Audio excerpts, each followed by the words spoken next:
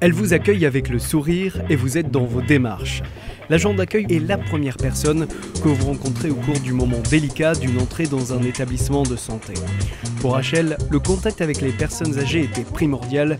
Elle a donc choisi de travailler dans une maison de retraite. J'ai effectué différents stages auprès de l'AFPA pour intégrer la formation de 26 mois de secrétaire assistante médico-sociale au CRIP de Castelnau. Et en avançant dans les stages, je me sentais encore mieux et donc j'ai choisi un EHPAD où il y avait beaucoup plus de social avec les résidents et les personnes âgées. Placé au croisement de tous les passagers, l'agent d'accueil fait le lien entre les différents acteurs qui interviennent dans la résidence. Alors au niveau de mes tâches de secrétaire, donc c'est essentiellement de l'accueil téléphonique physique. Là, j'ai tout l'environnement du résident, donc famille, les médecins, les kinés, les orthophonistes et après tout ce qui est information et communication concernant soit des demandes d'admission pour des résidents. Donc je fais vraiment un accueil complet. La multiplicité des tâches fait le quotidien de cette profession où le sens du relationnel doit être particulièrement développé. J'attache beaucoup d'importance avec tout ce qui est relationnel avec les personnes, donc le social. Pour beaucoup de personnes et même pour moi, voilà, ils pensent que je suis vraiment la personne qui voit en premier et à qui vont se diriger en premier. Je sais pratiquement tout sur la résidence, le moindre petit bobo des résidents, voilà. Tous les jours sont un autre jour. L'établissement de santé est un autre cadre professionnel où l'agent d'accueil peut exercer son métier. Françoise, avant d'intégrer son poste, était déjà secrétaire.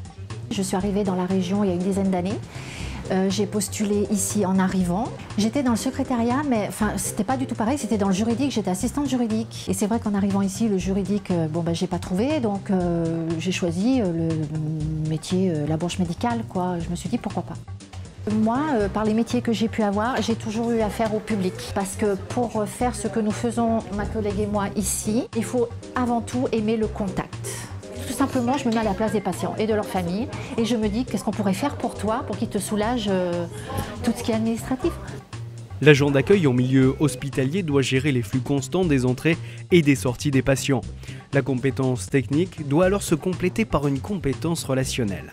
Si vous voulez, les patients, ils arrivent chez nous, d'accord, suivant leur pathologie. Après, il faut gérer leur consultation, leur suivi. Nous avons beaucoup de demandes, donc beaucoup de sorties. Donc déjà, il faut aimer emmagasiner les informations, mais surtout, il faut aimer les redonner. Parce que si vous ne les redonnez pas, ce n'est pas un travail d'équipe, ça ne marche pas.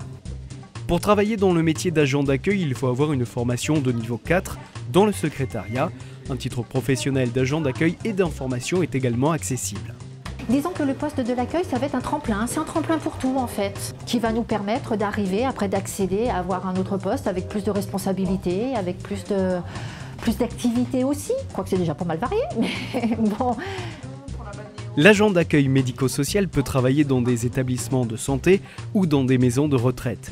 Seul le secteur public nécessite le passage d'un concours. Vous aimez informer, aider, vous avez le sens de l'organisation et le souci du bien-être de vos interlocuteurs. Ce métier est fait pour vous.